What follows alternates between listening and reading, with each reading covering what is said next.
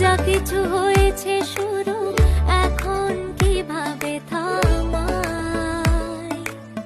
তবে কি রং লেগে গেল আমার চোখের পাতায়? আজ বসন্ত